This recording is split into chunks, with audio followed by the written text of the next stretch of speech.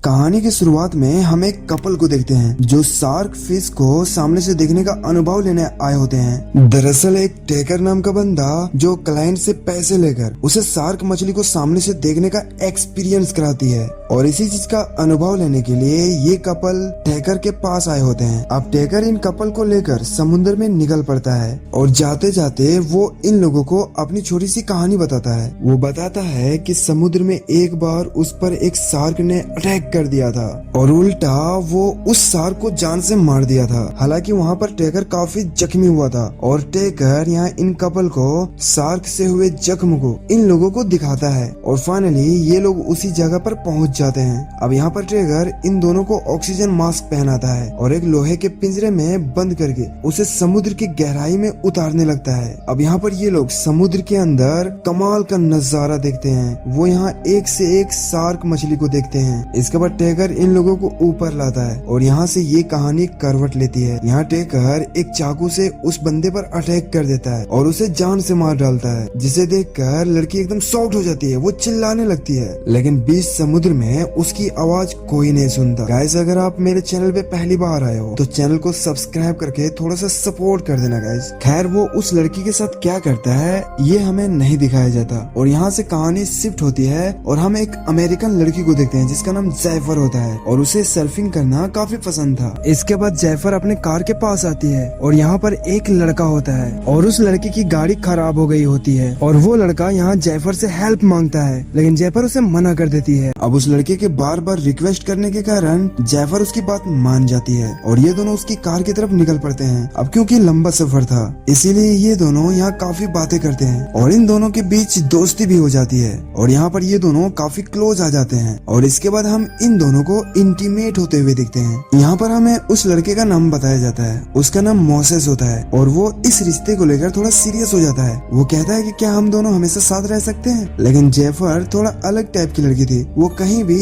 एक जगह रुकना नहीं चाहती थी। इसके बाद मोसेस उसके लिए खाना बनाने के लिए किचन में जाता है और जब वो खाना बनाकर वापस आता है तब तक जेफर अपनी गाड़ी लेकर यहाँ से निकल चुकी थी। अब ये देखकर उस बेचारे का थोड़ा दिल टूट जाता है यार और वो उसे अभी भी मिस कर रहा था। और वहीं दूसरी तरफ हम जेफर को देखते हैं जो एक बीच पर गई होती है सर्फिंग करने के लिए, वो भी रात में। अब यहाँ पर जेफर सर्फ बोर्ड की फिन ढूंढती है और तभी उसे याद आता है कि अरे वो तो मोसेस के घर में ही रह गया और वो पास में खड़े एक ट्रक में जाकर फिन को ढूंढने लगती है जो एक छोटा सा चाबी जैसा होता है, उसी बंदे का होता है यानी कि टकर का। और तभी यहाँ पर टकर आ जाता है और उसे कहता है हे, क्या ढूंढ रही हो तुम? वो कहती है कि मुझे फिन चाहिए, क्या आपके पास है? टकर उसे फिन दे देता है लेकिन उससे कुछ बातें निकलवाता है जैसे कि वो अकेली है या किसी के साथ है। इसके बाद ही वो अपनी अगली चाल चलेगा लेकिन जेफर उसे सिर्फ थैंक्स कहती है और वहाँ से चली जाती है और टैकर भी अपना ट्रक लेकर यहाँ से चला जाता है। और तभी जेफर के फोन में मोसेस का मैसेज आता है। वो पूछता है कि क्या हम लोग फिर से मिल सकते हैं। वो यहाँ पर उसे अपने पास बुलाना तो चाहती थी लेकिन दिल की बात दबाकर उसे मना कर देती है और यही उसकी सबसे बड़ी गलती बनेगी। और तभी अचानक वहाँ पर टकर आता है और उसे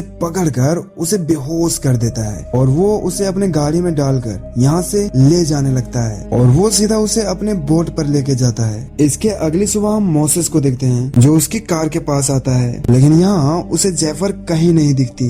यहाँ पर मोसेस उसे फोन करता है लेकिन तभी उसे पता चलता है कि जेफर का फोन गाड़ी के अंदर है। दरअसल टकर ने यहाँ अपना दिमाग लड़ाया था। उसने उसके सर्फ बोर्ड को कहीं फेंक दिया था और उसके मोबाइल को उसके वैन के अंदर ही रख दिया था जिससे सबको लगे कि जेफर डूबकर मर गई है। वहीं दूसरी तरफ जब जेफर को होश आता है तो वो खुद को बंधा हुआ पाती है और वो अचानक से उठकर बैठ जाती है और जस्ट इसके सामने वाले बेड पर हैदर बंधी थी। हैदर वही लड़की है जो कहानी की शुरुआत में हमें दिखी थी। अब यहाँ पर हैदर अपने हाथ को खोलने की काफी कोशिश करती है। वो चिल्लाने लगती है लेकिन उसकी बोट समुद्र के बीचों बीच होता है इसीलिए उसके चिल्लाने से कोई भी फायदा नहीं होता। और ये बात उसे हैदर भी समझाती है कि तुम समुद्र के बीचों बीच हो, हमारी मदद कोई नहीं करेगा। अब यहाँ पर अपनी हथकड़ी खोलने के लिए जेफर कुछ नुकीली चीज ढूंढने लगती है जैसे कि हेयर पिन या तो कुछ भी, लेकिन उसे यहाँ कुछ नहीं मिलता। और तभी जेफर की नजर दीवार पे पड़ती है जहाँ पर एक लड़की का नाम लिखा था। अब यहाँ पर जेफर समझ जाते हैं कि वो पहली लड़की नहीं है, इससे पहले भी कई लड़कियों को इसी तरह टॉर्चर करके मार दिया गया है। अब ये देखकर उसे भी लगने लगता है कि शायद वो भी यहीं मर जाएगी।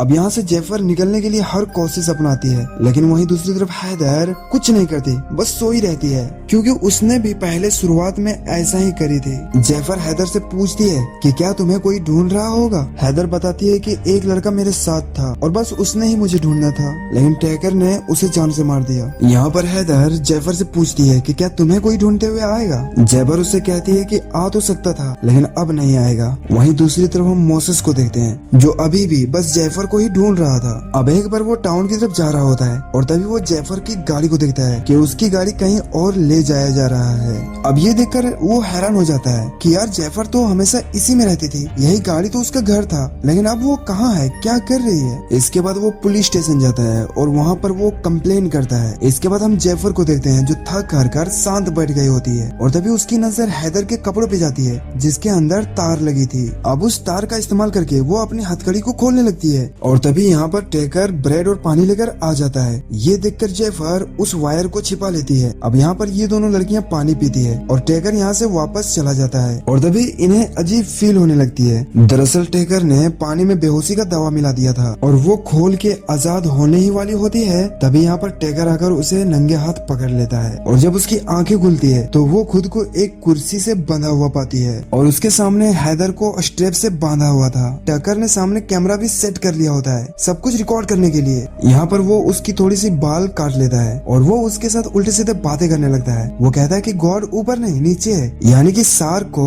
वो अपना गॉड मानता था। और वो ये भी कहता है कि शार्क बुरे नहीं है, इंसान बुरे हैं क्योंकि इंसान शार्क को मारती है। इसके बाद वो पानी में खून डालता है ताकि यहाँ पर शार्क मछली आ जाए और एक रस्सी की मदद से वो हैदर को धीरे धीरे पानी में उतारने लगता है। अब एक तो खून था, ऊपर से हैदर छटपटाने लगती है और यहाँ पर शार्क गुस्सा हो जाता है और फाइनली वो उस पर अटैक कर देता है और उसके बॉडी को चीर फाड़ कर उसे जान से मार देता है और यहाँ पर हैदर की दर्दनाक मौत हो जाती है। यहाँ पर टैकर सारी चीजों को रिकॉर्ड कर लेता है। वहीं दूसरी तरफ जैफर के सामने बस मौत दिखाई दे रही थी और वो दीवार पर अपना और हैदर का नाम लिखती है और तभी वो नोटिस करती है कि यहाँ पर एक या दो लड़की का नाम नहीं बल्कि बहुत सारी लड़कियों का नाम होता है, जिसका मतलब साफ था कि टैकर एक साइको किस्म का इंसान है जो लड़कियों को बंदी बनाकर उसे शार्क को खिलाता है। और यहाँ पर हम बहुत सारे लड़कियों के बाल को देखते हैं जो किसी डिब्बे में सजाकर टैकर रखा होता है और यहाँ पर वो हैदर का भी बाल लगा देता है और अब यहाँ पर जैफर के बाल लगने वाला था।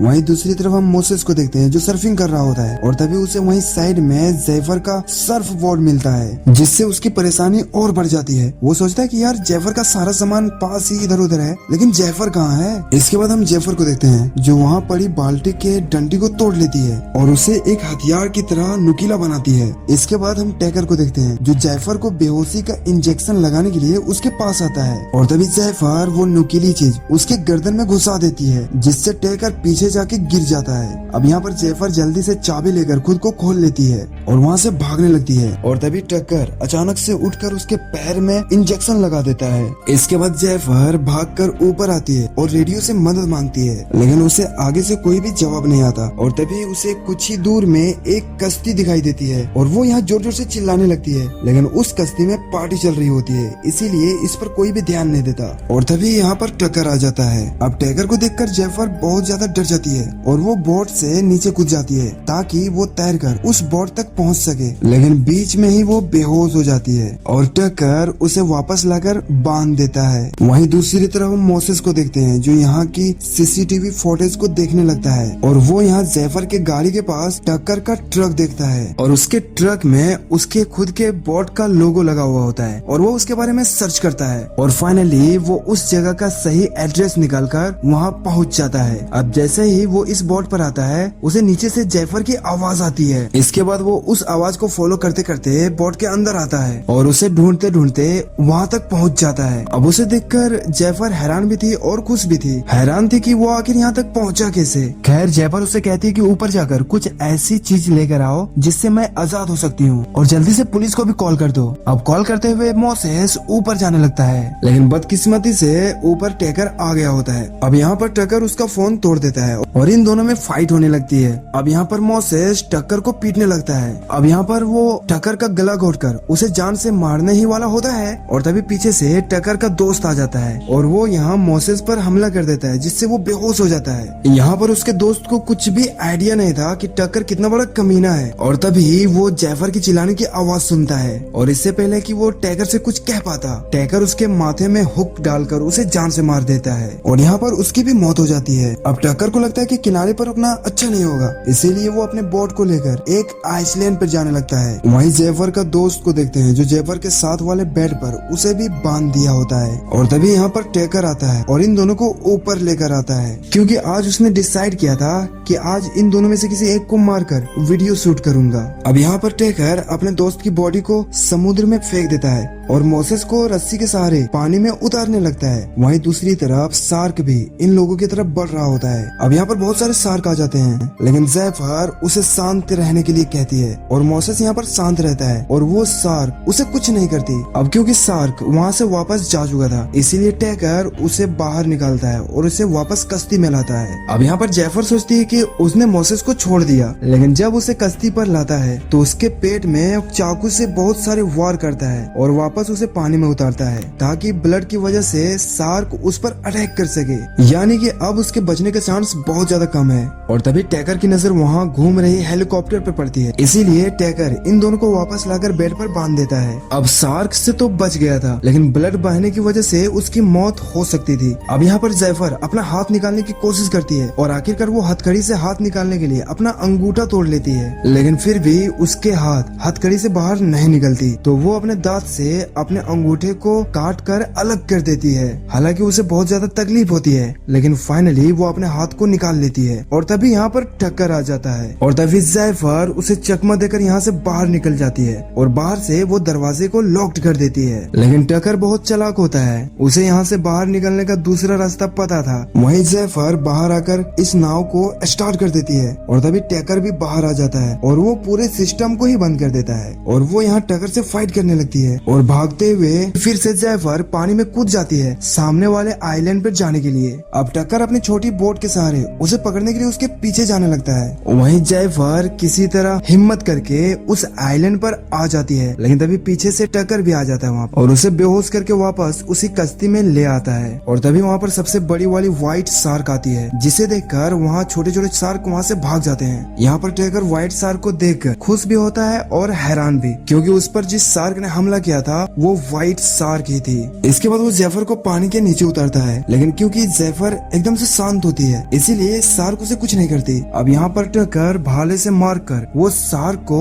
उकसाने लगता है और तभी जेफर उस भाले को पकड़ लेती है। इसके बाद वो पानी के अंदर जाती है, जहाँ पर वो शार्क उसके सामने आ जाता है, लेकिन वो उसे कुछ नहीं करता। हालांकि उसके हाथ से ब्लड निकल रहा था, लेकिन फिर भी शार्क यहाँ से चला जाता है। यहाँ पर जेफर देखती है कि शार्क के ऊपर भी एक कट का निशान है, जिसका मतलब था कि वो भी एक सर्वाइवर था। वो किसी जानवर का नहीं बल्कि इंसान का सर्वाइवर है। इसीलिए इंसान को इस मूवी में कहा गया है कि वो एक डेंजरस एनिमल है, यानी कि खतरनाक जानवर जो बेरहमी से जानवरों को मार डालता है। ये भी नहीं देखता कि उन जानवरों से इंसान को कोई खतरा नहीं है। अब इसे देखकर जेफर को फिर से हिम्मत मिलती है और वो दोबारा उस कश्ती के ऊपर आ जाती है, टक्कर पर हमला कर देती है और वो पानी में गिर जाता है। अब वो शार्क आता है और उसे दबोच कर पानी के अंदर ले जाता है और यहाँ शार्क के द्वारा उसकी भयानक मौत हो जाती है और ये कहानी है वे खत्म हो जाती है। गाइस, अगर आपको कहानी अच्छी लगे तो चैनल को सब्सक्राइब जरूर कर लेना। मिलते हैं कल नई वीडियो के साथ, तब तक बाय।